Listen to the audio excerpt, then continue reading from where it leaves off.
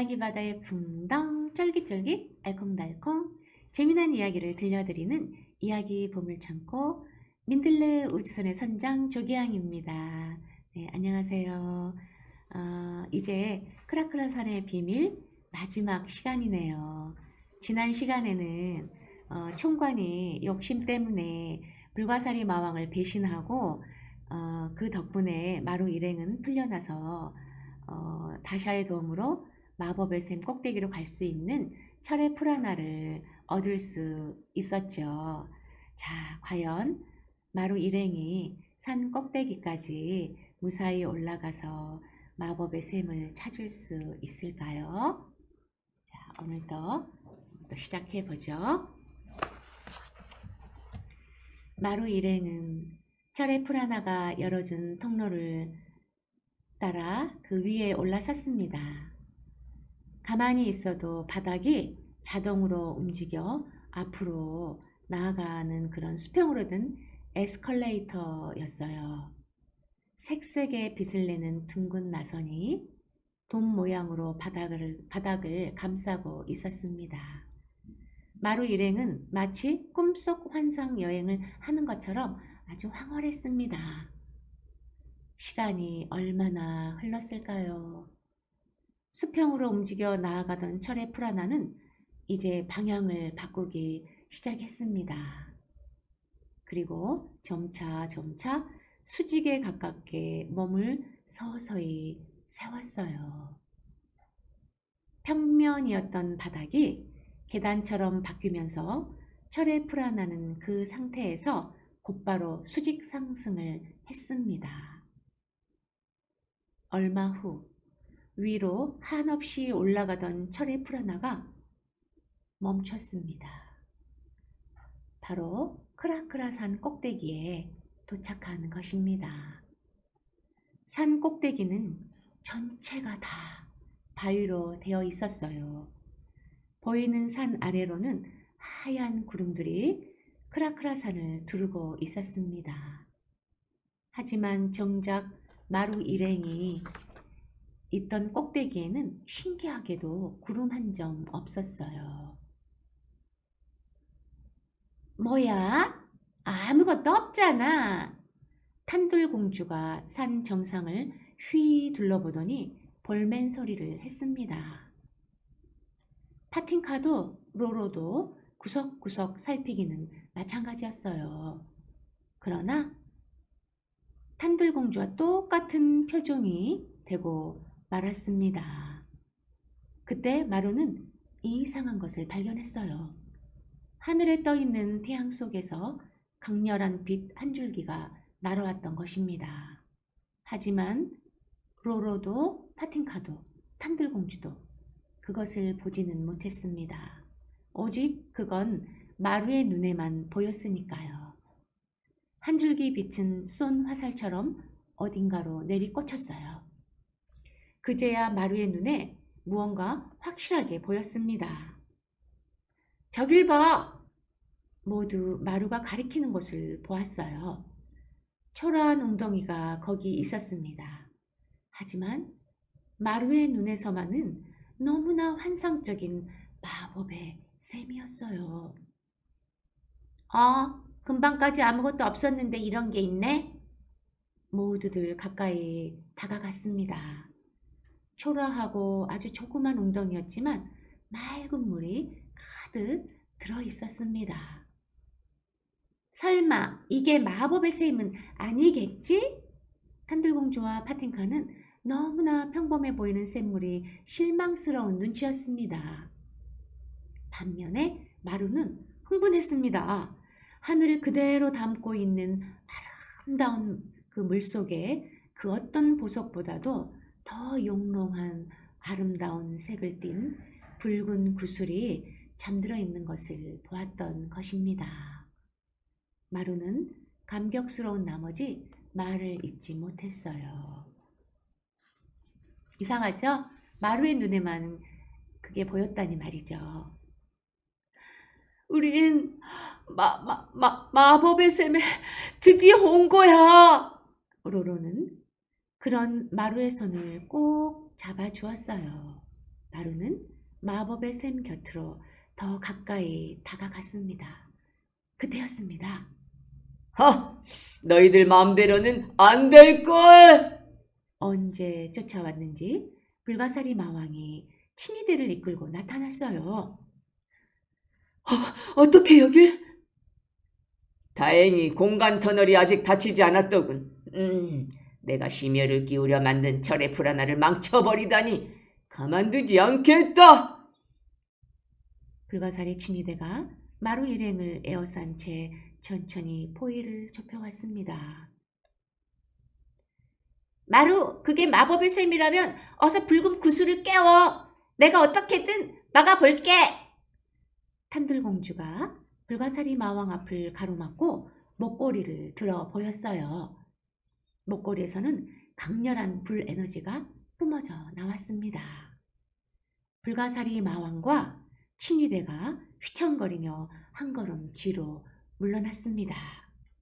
힘겹게 탄들공주가 불가사리 마왕을 막고 있는 사이 마루는 얼른 마법의 샘으로 가서 무릎을 꿇었어요.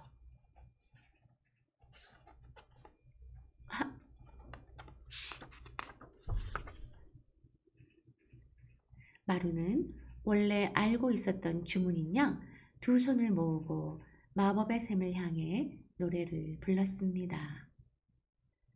밤에는 이슬을 내려주고 아침에는 안개로 적셔준다네. 그건 하늘 신들이 마시는 영원한 생명수. 바로 마법의 샘물이라네. 잠자는 붉은 구슬아, 이제 일어날 시간이야. 세상으로 흐르는 물이 말라. 숲도 동물도 요정도 사람들도 모두 죽어간단다. 잠자는 붉은 구슬아, 이제 눈을 떠야 해. 마루의 노랫소리가 울려 퍼지자 흔들림 하나 없던 물 표면에 잔잔한 파문이 일었습니다. 파문의 흔들림이 마루가 있는 쪽에서 그 반대쪽 샘물까지 가 닿았어요.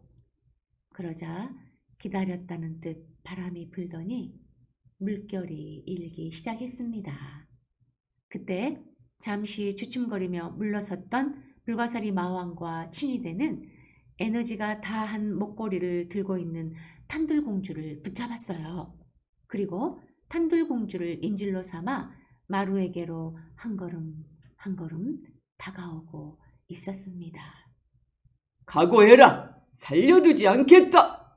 불가사리 마왕이 손을 들어 마루의 목덜미를 향해 내리치며 말했습니다. 안 돼! 붉은 구슬의 잠을 깨워야만 해! 마루의 절박한 외침에 하늘에 떠있는 태양이 잠시 움찔거리는 것 같았어요. 불가사리 마왕의 손이 마루의 목에 닿으려는 찰나였습니다. 바로 그 순간 하늘에서 금빛 나는 황룡 한 마리가 빠른 속도로 날아왔습니다. 와! 황룡이다! 하늘 천신의 사자야! 마루를 죽이려던 불가사리 마왕과 친위대도 그 자리에 얼어붙고 넋을 고는 황룡을 바라보았어요. 황룡이 나타나자 초라한 웅덩이는 거친 풍랑을 만난 듯 크게 요동을 쳤습니다. 조그맣던 웅덩이가 바다처럼 커다랗게 변했어요. 금빛 나는 황룡은 그 물 속으로 순식간에 사라져 버렸습니다. 시간이 멈춰 버린 듯 모든 것이 정지된 채 그렇게 얼마나 지났을까요? 황룡이 붉은 구슬을 입에 물고 샘물 속에서 나와 다시 날아올랐습니다.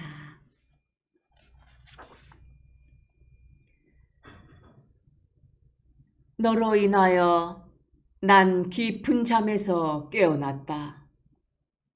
너희가 간절히 원하는 대로 하늘 신들의 영원한 생명수를 이 세상으로 흐르게 할 것이다. 하늘이 만물을 사랑하심과 같이 너희들의 마음의 사랑이 사라지지 않는 한 생명수는 영원히 흐를 것이다. 너희들은 요정들과 세상 사람들에게 널리 알려라. 사랑에서 사랑으로 흐르는 것이 바로 생명수라는 것을.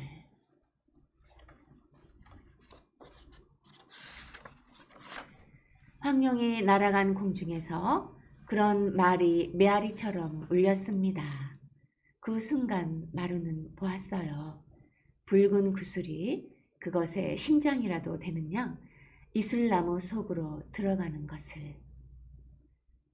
다시 이슬나무 잎사귀에 빛이 나고 이슬이 맺혀 쉴 새 없이 그 물방울이 떨어지는 것을. 마루의 귀에는 금방이라도 이슬나무의 푸른 숨소리가 들리는 것만 같았어요. 어쩌면 이슬나무가 바로 그 황룡은 아니었을까? 마루는 문득 그런 생각이 들었습니다.